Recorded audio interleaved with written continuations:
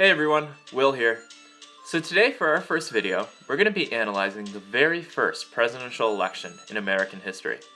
That means we're going to be going over the context of the race, the candidates in the race, and the results of the race. So without further ado, let's begin. So the very first presidential election in American history took place from December 15th, 1788 to January 10th, 1789, making it the only presidential election to occur within the span of 2 different years. A big reason for this was the time frame in which the election was held. This election took place approximately 50 years before the telegram was invented, thus making it more difficult to transmit information across the country. When the Articles of Confederation were scrapped in favor of the Constitution, a head of state was needed. With the American people heavily divided between the Federalists and Anti-federalists, a very popular George Washington was quickly asked by both sides to run for president. Running with virtually no competition, the only question left for the voters was who was to elect as vice president. Now originally, as written in the Constitution, the Electoral College allowed each state's designated electors to vote for 2 candidates for president.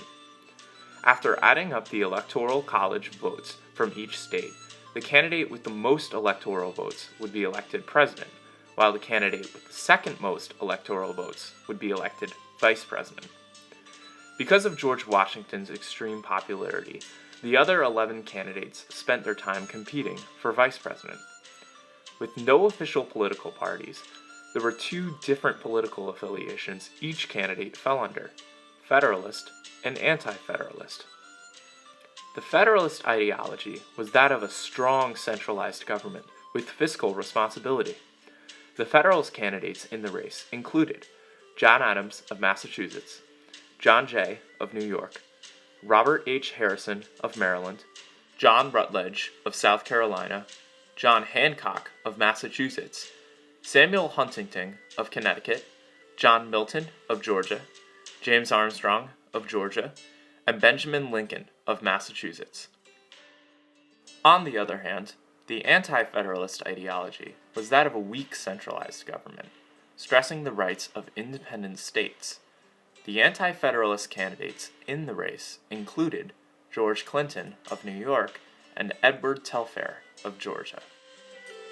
The final result of the election was George Washington of Virginia being elected President of the United States unanimously, making Washington the only person to ever be elected President of the United States with 100% of the electoral votes. George Washington received 69 electoral votes from a total of 10 states.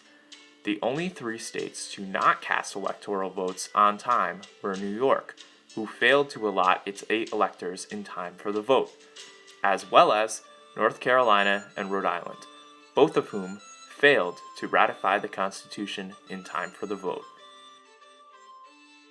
Coming in second place in the election with 34 electors was Vice President-elect John Adams, a prominent Federalist who assisted in the drafting of the Declaration of Independence.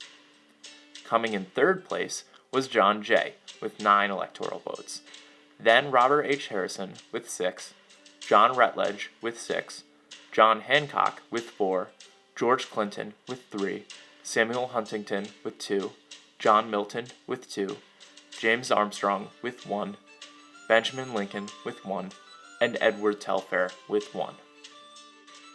With less than 1.8% of the population voting in this election, a lot of the country was prohibited from voting, including almost all African Americans, women, and non-landowners. At the same time, more than half of these states that voted in the election did not use voters to choose their state's electors. These states opted to instead use state legislatures. Thanks for checking out our first video. If you enjoyed this video, please leave a like, comment, and subscribe for more additional content. I'm really hoping to grow this channel and provide you all with more videos in the future.